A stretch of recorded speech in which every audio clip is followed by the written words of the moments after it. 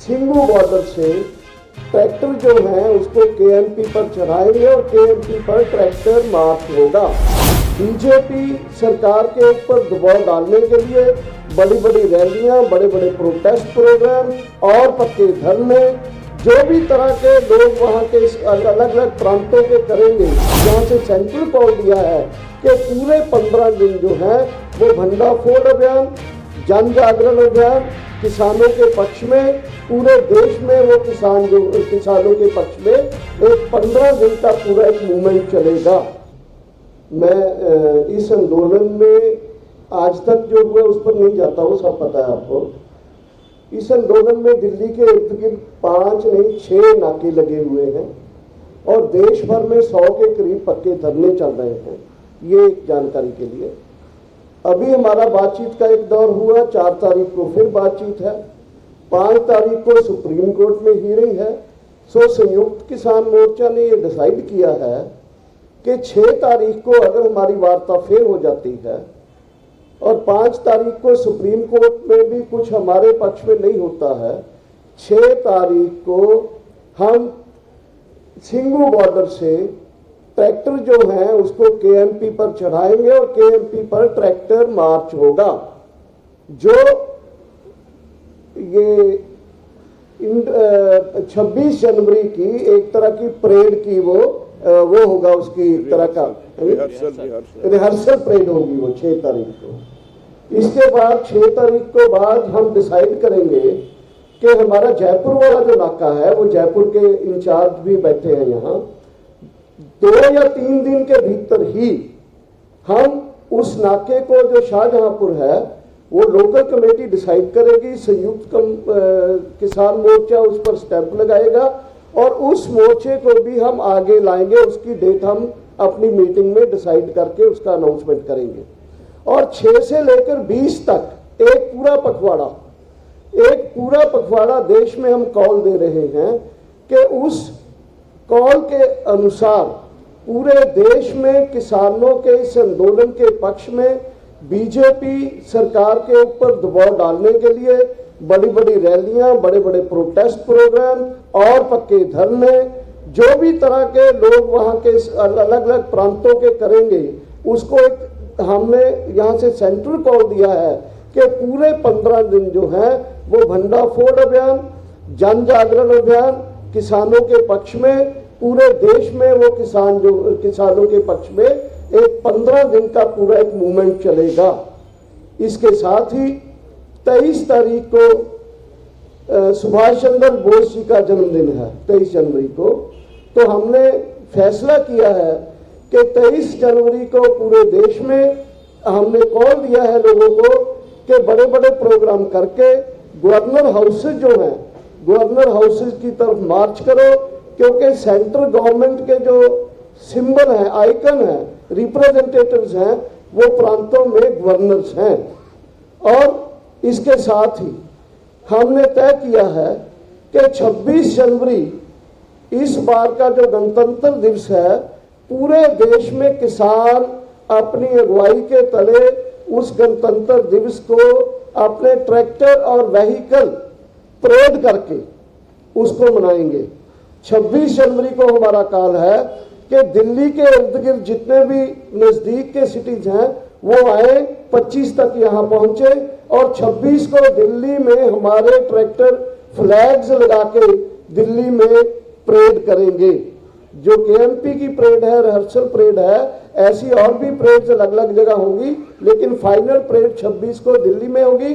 और पूरे देश में कॉल है, पूरे देश में जिस प्रांत में कम ट्रैक्टर हैं वहां ट्रैक्टर के साथ व्हीकल मार्च, और जहां ट्रैक्टर ज्यादा है ट्रैक्टर व्हीकल मार्च। और वो मार्च को हमने दिया है नाम कि सिटी स्टेट का कैपिटल में और डिस्ट्रिक्ट का हेडक्वार्टर्स में सारे देश में ट्रैक्टर किसान परेड के नाम से पूरा देश ये 26 जनवरी को किसानों के पक्ष में, 26 जनवरी को संविधान दिवस के ऊपर पूरे देश में हमारे जो लोग हैं एक जन जागरण का क्लाइमैक्स में वो जो है एक करेंगे, परेड करेंगे।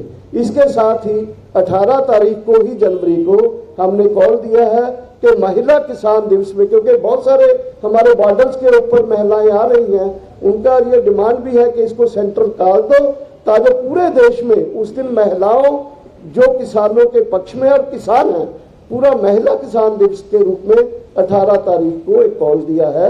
26 तारीख तक का ये कॉल है, ये संयुक्त किसान मोर्चा की तरफ से ये प्रोग्राम्स हमने दिए, वो मैं आपसे शेयर कर रहा हूं। धन्यवाद। सभी मीडिया वाले भाइयों को नमस्कार और नए साल की आपको बहुत बहुत शुभकामनाएं।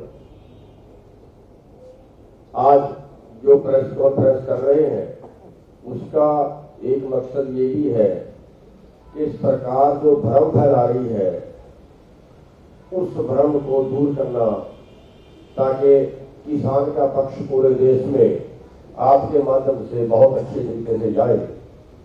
सरकार बार बार बयान दे रही है कि किसानों ने अड़ियल रवैया अपनाया हुआ है, हम तो इनको बहुत कुछ देने के लिए तैयार है, एमएसपी तो हम देंगे ही, ये तो हम लिख के देने के लिए भी तैयार है। और लोगों को ऐसा लगता है कि शायद अब तो किसान ही गलती पर है। लेकिन आपको बता दें कि हमने 8 तारीख की मीटिंग में अमित शाह जी के आगे सवाल किया था कि क्या आप एमएसपी पर जो आप एमएसपी 23 फसलों का तय करते हैं, क्या आप उन 23 फसलों को खरीदने के लिए तैयार हो सारे देश से जितनी पैदा होती है? उनका जवाब था नहीं।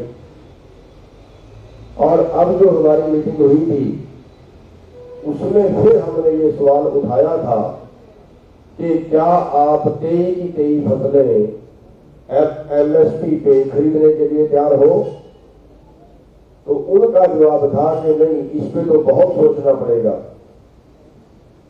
तो फिर आप देश को क्यों गुमराह कर रहे हो जब आप खरीद नहीं सकते, जब आपका खरीदने का कोई इरादा नहीं है, तो फिर आप देश को क्यों गुमराह कर रहे हो कि हम तो एमएसपी तो हमने तोड़ा ही नहीं, एमएसपी तो हम देंगे। तो साथ ही इस पे हम ये समझाना देना चाहते हैं कि एमएसपी देना और चीज है और एमएसपी पर खरीदना और चीज है। एमएसपी देने का मतलब है एमएसपी तय करना, और खरीदने का मतलब है कि उसमें वो सारी फसलें खरीदे भी। जो आज का आंकड़ा सामने आ रहा है वो आप देखिए, पूरे देश में उन्होंने 1 क्विंटल मक्का नहीं खरीदा और पूरे देश का जो मक्के का रेट रहा वो 800 से 1100 रुपए के बीच बिका और एमएसपी मक्के का 1850 रुपए। बल्कि यहां तक हुआ कि हरियाणा में कई के मक्का बिकवाया गया कि आप बीजिए, हम 7000 रुपया अलग से भी देंगे। कुछ नहीं किया गया। और ऐसे ही पूरे देश के जो आंकड़ा निकल के सामने आ रहा है वो ये है कि पिछले 15 साल में 45 लाख रुपया एमएसपी से कम हमें मिला। यानी अगर आज का हिसाब लगाएं, आज के टाइम में 3 लाख करोड़ से 4 लाख करोड़ के बीच पर साल एमएसपी से कम मिलता है किसानों को। और ये हमारा अधिकार है, ये नहीं है कि ये हम कुछ अलग से मांग रहे हैं, ये हमारी कोई एक्स्ट्रा मांग है। एक्स्ट्रा मांग नहीं है, ये तो सरकार एमएसपी 1967 से लेके तय कर रही है, लेकिन तय कर रही है केवल खरीद उसमें नहीं रही है।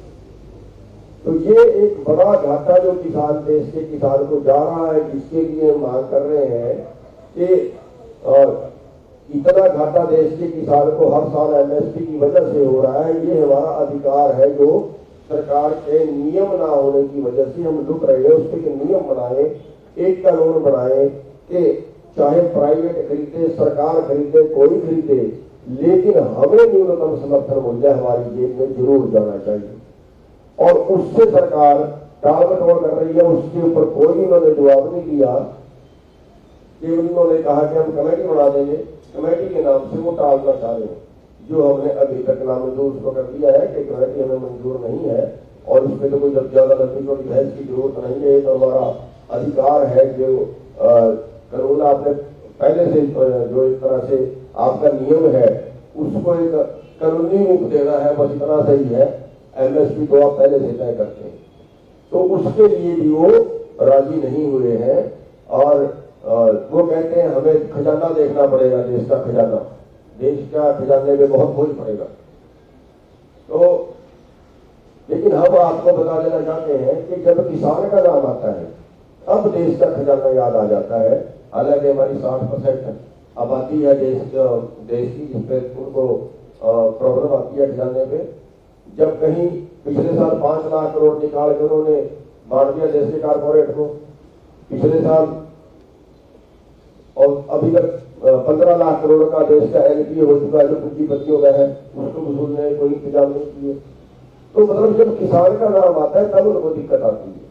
तो एमएसपी पे हमारा स्पष्टीकरण ये है, कुल मिलाकर स्पष्टीकरण ये है कि हमारा जो उत्पाद है आज के टाइम में 3 लाख करोड़ से 4 लाख करोड़ के बीच हमें नुकसान हो रहा है, जो हमारा अधिकार है, लेकिन सरकार उसको लूट रही है और नहीं दे रही। इस आंदोलन में भी अभी तक उस पर उन्होंने कोई स्पष्टीकरण नहीं दिया, अभी तक वो बात नहीं मानी। धन्यवाद। E5 चैनल पंजाबी हुणे सब्सक्राइब करो, बेल आइकन पे क्लिक करो।